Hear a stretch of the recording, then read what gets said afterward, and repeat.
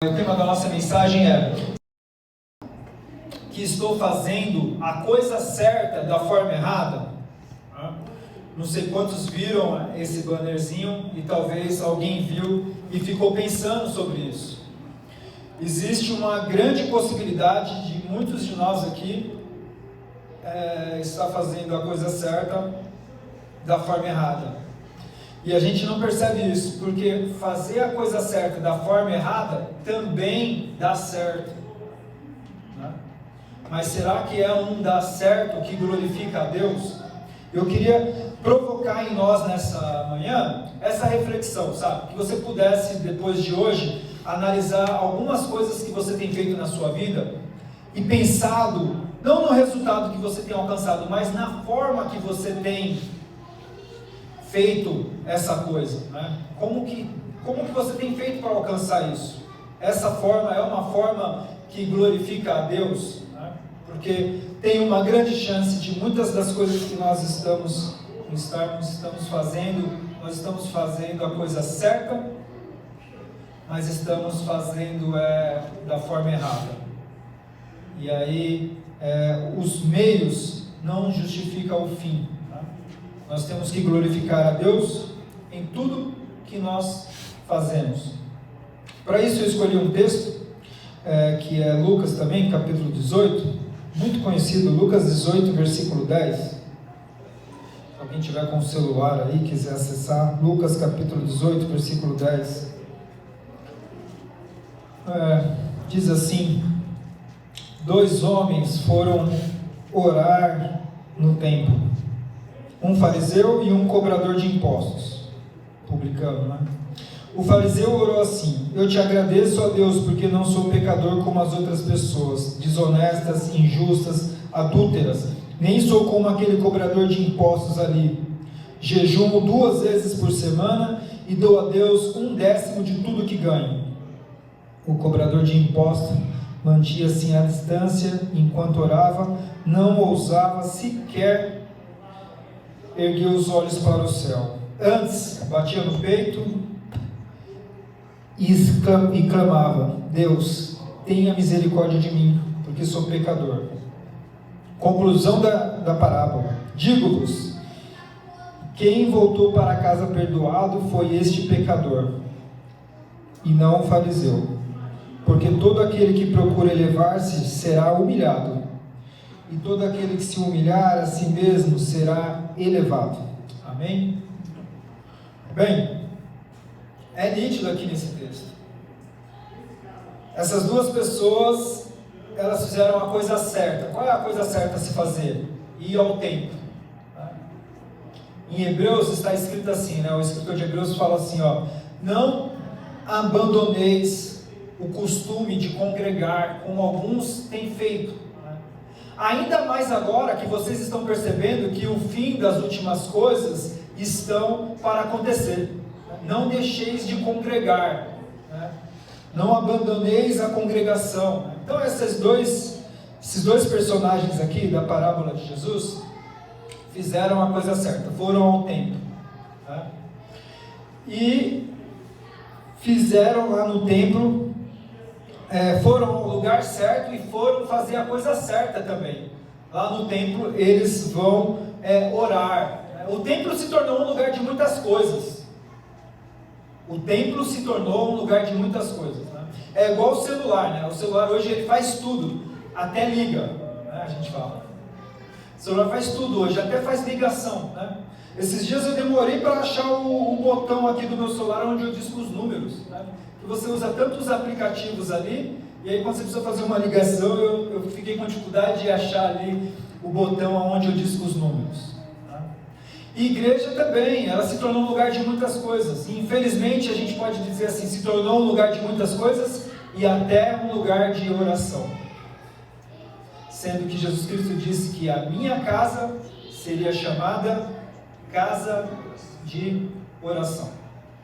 Então a igreja se tornou um lugar de shows, a igreja se tornou um lugar de as pessoas barganharem com Deus, a igreja se tornou em alguns lugares uma passarela da moda, que as pessoas vão para mostrar as roupas que elas estão usando.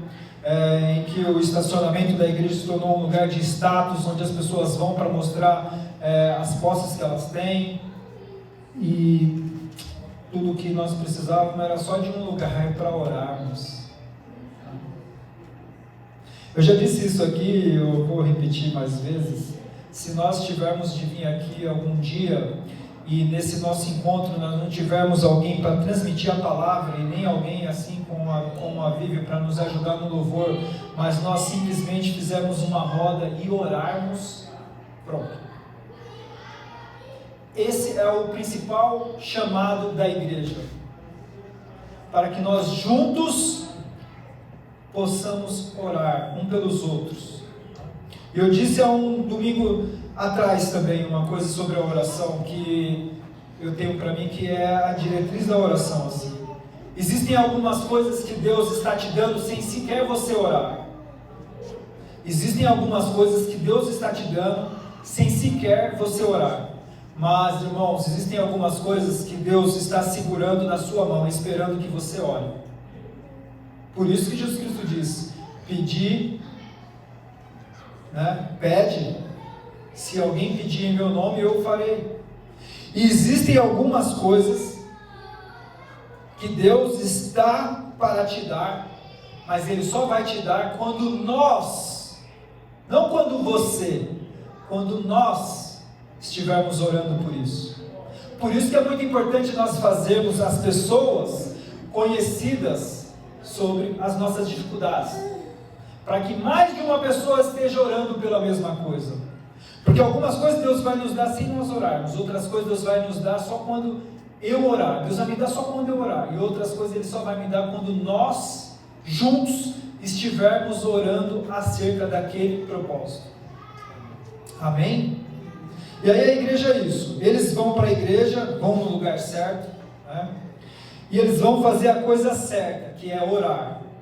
Não fala que eles ouviram uma pregação, não fala que eles cantaram um cântico, falam simplesmente que eles chegaram lá e oraram.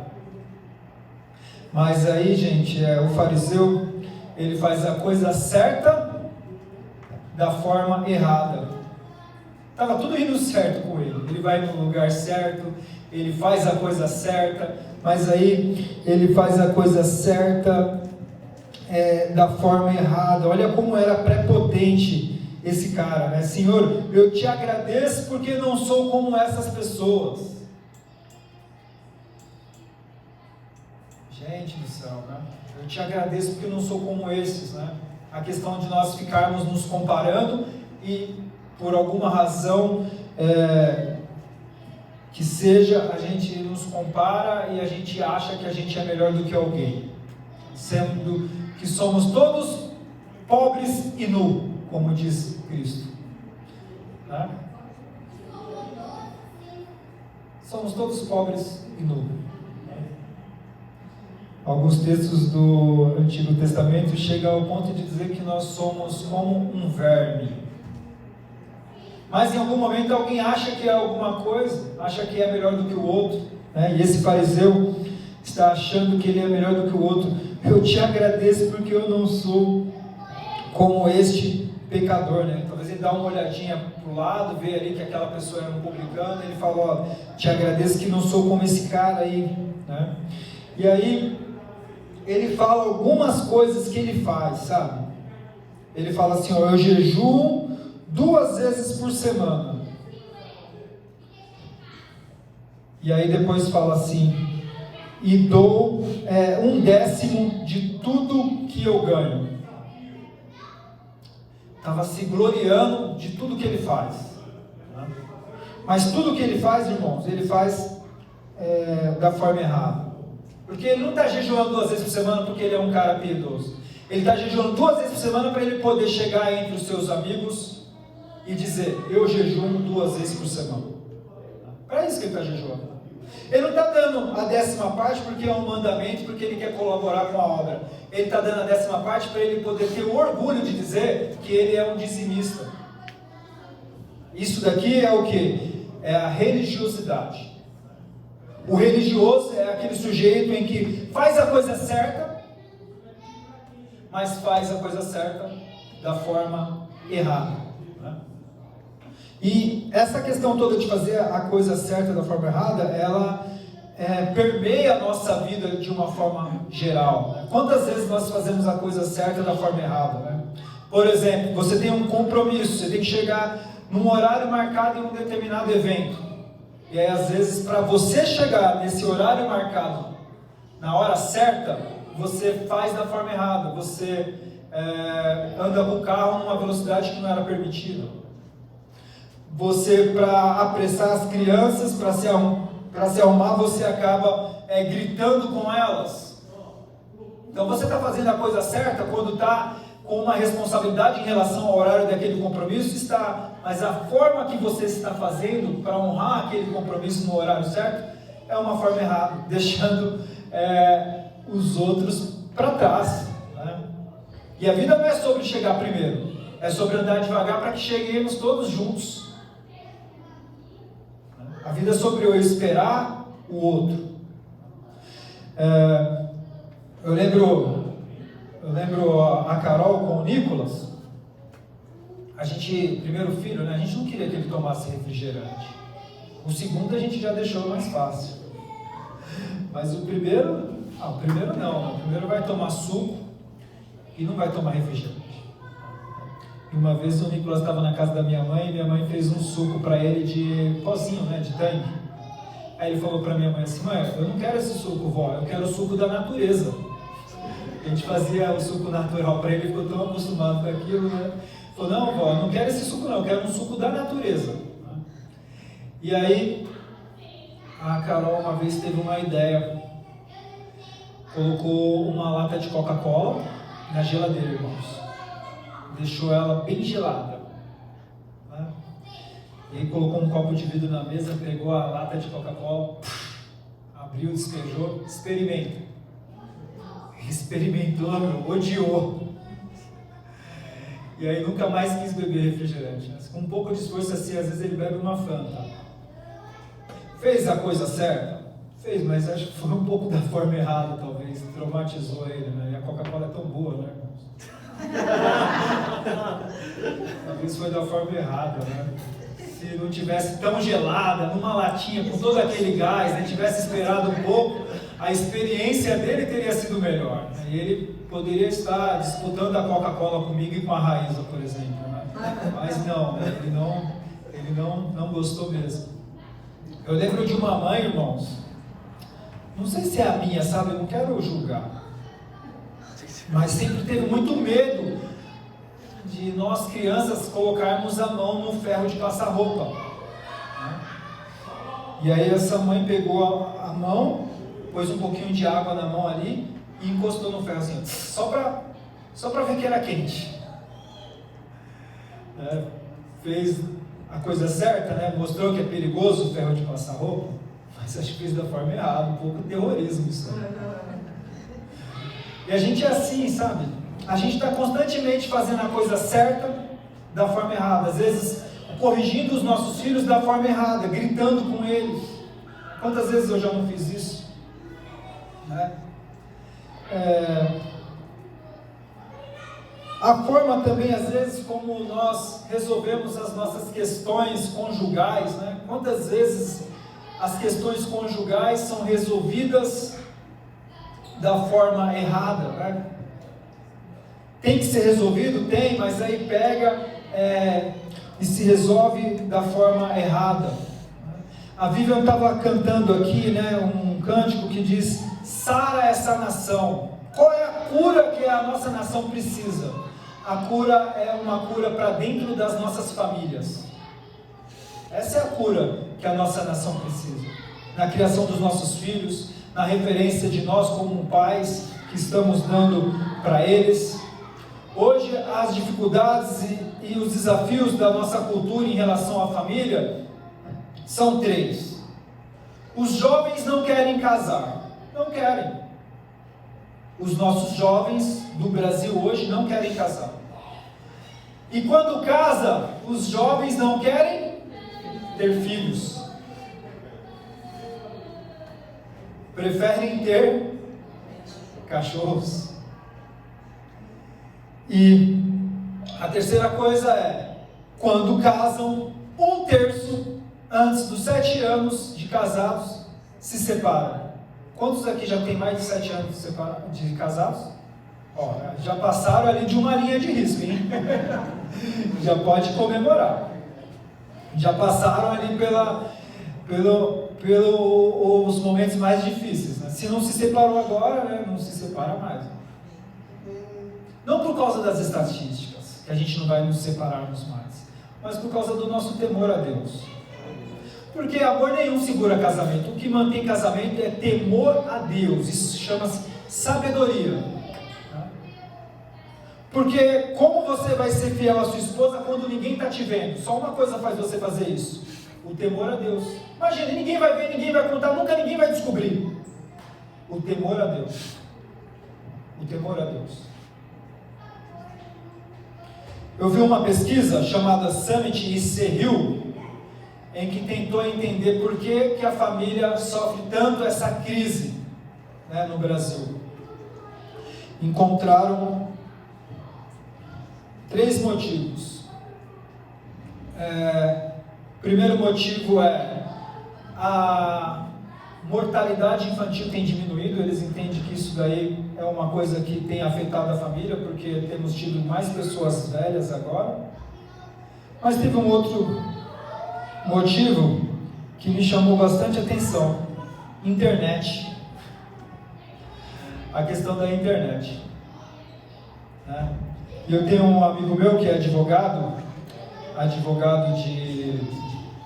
Como chama? É advogado quando é de família? Civil. Como? Civil. Civil? Como é? Acho que é civil. Silvio? Civil. Silvio? Sei lá, é isso aí. Civil. E ele fala aqui dos processos em que ele monta lá para fazer divórcios. Ele falou assim para mim: não, olha, 70% eu tenho que colocar lá no relato lá, Facebook, Instagram, porque teve alguma causa que iniciou ali, o WhatsApp, olhou o WhatsApp dele, né? Então ele contou isso para mim: olha, 70% ali dos relatórios que eu tenho que fazer ali para explicar para o juiz a questão toda da separação, entra ali no meio alguma coisa de internet. E o terceiro motivo dessa pesquisa dizia que era porque agora as mulheres têm ganhado tão bem, e algumas até melhores do que os homens, financeiramente. Isso daí tem gerado uma crise na família, porque antigamente era o homem o único provedor da casa, e a mulher muitas vezes se tornava sujeita àquele homem, porque todos os recursos ela dependia dele, né? E agora a mulher tem mais autonomia. Essas foram algumas razões que eu não sei dizer se está certo ou se está errado, mas enfim, é só explicando para vocês. Toda crise que nós possamos enfrentar, vai haver uma maneira muito fácil de resolver ela. E muitas vezes a maneira mais fácil não é a maneira com a qual Deus quer com que nós resolvamos. Tá? Uma maneira fácil de resolver qualquer crise no casamento: olha, vai cada um para o seu lado. Uma maneira correta: vamos orar e pedir um milagre. Vamos orar e pedir para Deus nos abençoar, para Deus me dar força para eu te aguentar mais alguns anos, para Deus me deixar cego para essas coisas que você anda fazendo. Porque o casamento, ele não é outra coisa senão um sacrifício. Um sacrifício. Se alguém não está tendo que sacrificar algo na sua vida familiar, olha, não quero ser profeta do caos, mas vai dar tudo errado logo logo. Sabe por quê? Jesus Cristo diz o seguinte: que nós homens deveríamos amar as nossas esposas como Cristo amou a sua igreja. Como que Cristo amou a sua igreja? Se sacrificando na cruz por ela. Tá? Então a responsabilidade que está sobre nós homens é muito grande. Cabe muito mais a nós homens pagar o preço por esse sacrifício, ir para a cruz por causa delas, do que elas irem para a cruz por causa de nós. Se alguém tiver que sair mais prejudicado, tem que nós chamarmos essa bola no peito e dizer: eu vou ser o mais prejudicado, eu vou sacrificar isso. Porque a mulher na Bíblia, é tida como o vaso mais fraco. E não só na Bíblia, que me perdoam os feministas. Na biologia também nós sabemos que é. A estrutura corporeal do homem, né, torna ele capaz de suportar outras coisas. Né? Eu ouvi um relato uma vez que quando o Titanic foi se afundar, o que eles fizeram? Colocaram ali nos botes salva-vida 2 classes de pessoas, mulheres e crianças. Por quê? Porque naquela sociedade, naquela época, a mulher era vista como um vaso mais fraco, que precisava ser cuidada e amparada. Né? Mas aí depois eu ouvi de um outro navio em Portugal, que precisou também com que as pessoas saíssem do navio para se salvar nos botes salva-vidas. E não foi igual na época do Titanic. Sobreviva quem puder. Né? Então tinha homem, né, disputando um lugar no bote com a mulher. Por quê? Porque a sociedade está mudando. Né? A sociedade quer colocar a mulher no mesmo patamar do homem. Né? Que é um patamar o qual Deus não vê dessa maneira. Deus não vê dessa maneira. Deus vê a mulher como um vaso fraco que precisa ser amparada pelo homem. E isso está na raiz da estrutura familiar. E mesmo que alguém não queira concordar, é assim que está escrito aqui. Não que por conta disso ela seja inferior, jamais. Ela é a coroa da criação. Mas Deus vê dessa maneira. Irmãos, uma das coisas mais erradas que existem nas coisas certas que nós fazemos é a motivação. Já vou ter que terminar, nem consegui pregar aqui o texto. Qualquer coisa eu continuo domingo que vem. Mas assim, eu vou só falar isso. Uma das coisas mais erradas que nós encontramos nas coisas certas que nós fazemos chama-se motivação. Nós estamos constantemente fazendo as coisas certas pelas motivações erradas. Estamos desejando as coisas certas pelas motivações erradas. Será que da última vez que seu filho ficou doente, você não desejou que ele ficasse bom rápido? Não para ele se sentir melhor, mas para você poder voltar à sua vida, à sua rotina? Né? E por que nós estamos tão constantemente fazendo as coisas certas por conta das nossas motivações erradas? O profeta Jeremias, no capítulo 17, ele diz o seguinte: o nosso coração é enganoso. O nosso coração é enganoso. Então, constantemente nós estamos fazendo as coisas certas, mas pelas motivações erradas. Alan, isso é ruim? Eu fazer a coisa certa pela motivação errada? Isso é ruim? Isso é péssimo. Isso é péssimo. Você está pensando que Deus está olhando só o que você faz? Deus está olhando o seu coração. Isso é péssimo. Fazer as coisas certas pela motivação errada é péssimo. Por exemplo, uma pessoa precisa de uma ajuda financeira e você vai ajudar essa pessoa. Mas antes de você fazer ali um pix para a conta dela, você fala assim para ela: olha, eu não deveria estar te ajudando não, porque você tem o suficiente para cuidar do seu dinheiro. O seu problema é que você não sabe cuidar do seu dinheiro. Você desperdiça o seu dinheiro, você gasta o seu dinheiro com o que não quer, com o que não devia. Mas mesmo assim eu vou te ajudar. Pronto, está ajudando pela motivação errada. Está ajudando para ser juiz quando um só é o nosso juiz. Como que o Evangelho nos ensina a ajudar as pessoas? O Evangelho não nos ensina a julgar e ajudar. O Evangelho não nos ensina a julgar e depois então ajudar. O Evangelho nos ensina a ajudar e depois esquecer que ajudou. Tem noção disso? Isso é muito profundo, gente. Quantos de nós estamos capacitados para isso? Eu não me sinto capacitado para isso.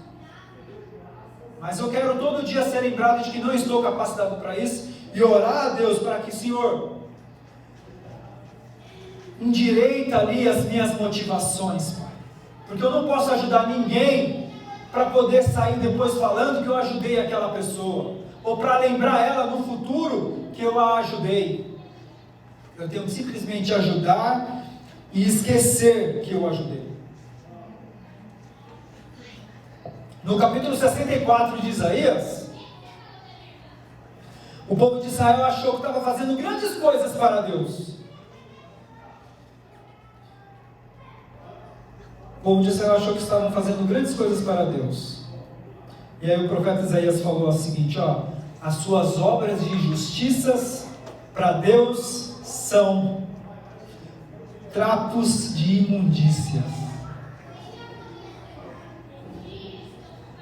Vou repetir o que eu falei. No capítulo 64 do profeta Isaías, depois você dá uma lida em casa, o povo de Israel achavam que eles estavam fazendo grandes coisas para Deus. E aí o profeta Isaías falou o seguinte para eles: olha, as suas obras de justiça são como trapos de imundícias para Deus. Por quê? Porque o coração deles não estava fazendo nada por amor a Deus. E sabe o que é trapo de imundícia? Alguém não sabe? Naquela época não existia absorventes, né? Então as mulheres usavam panos para os seus períodos menstruais, e esses panos eram chamados de trapos de imundície, porque o sangue tornava tudo aquilo dali,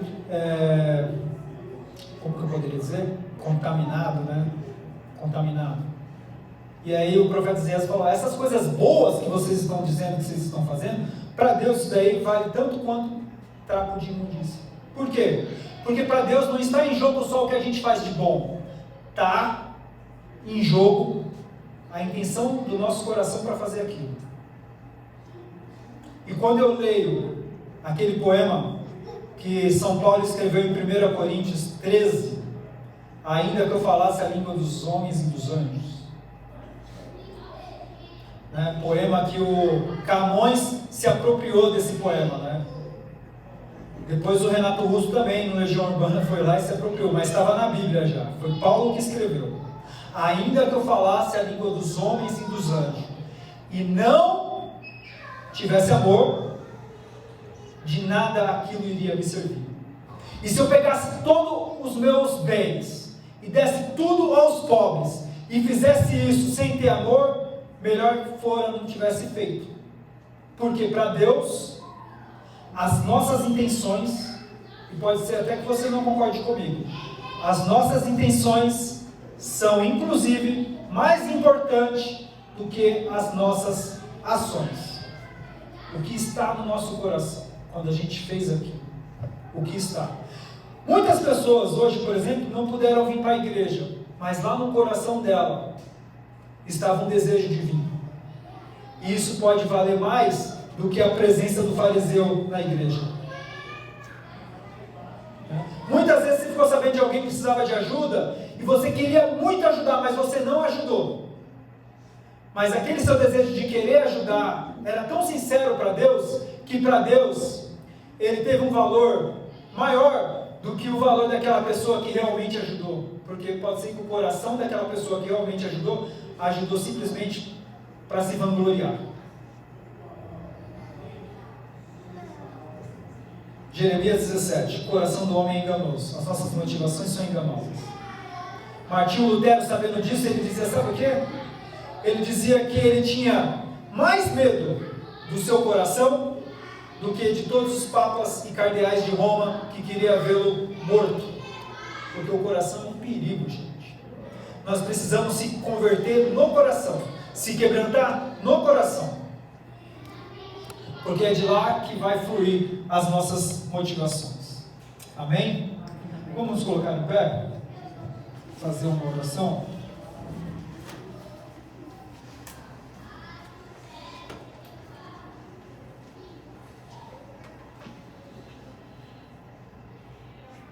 Meio-dia e 5.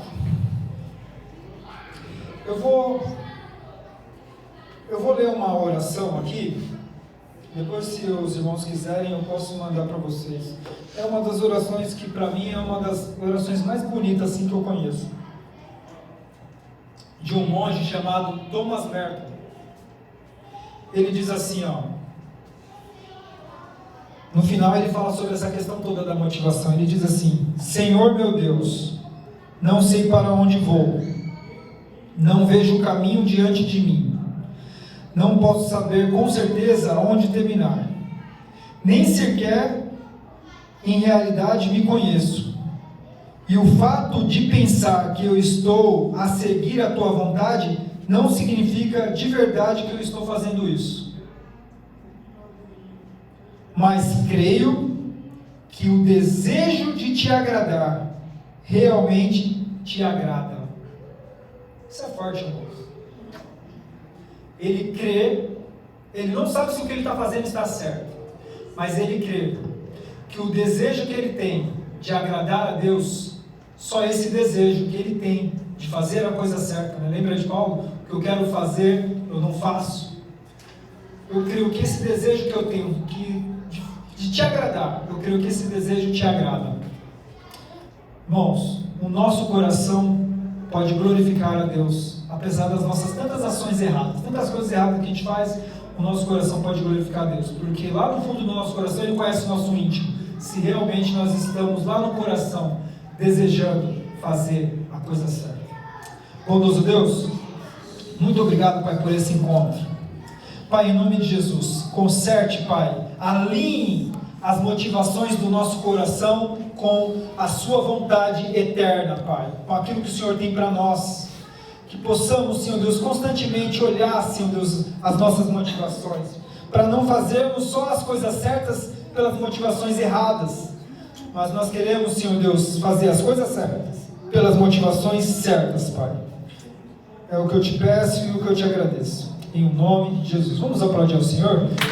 Que Deus abençoe a todos.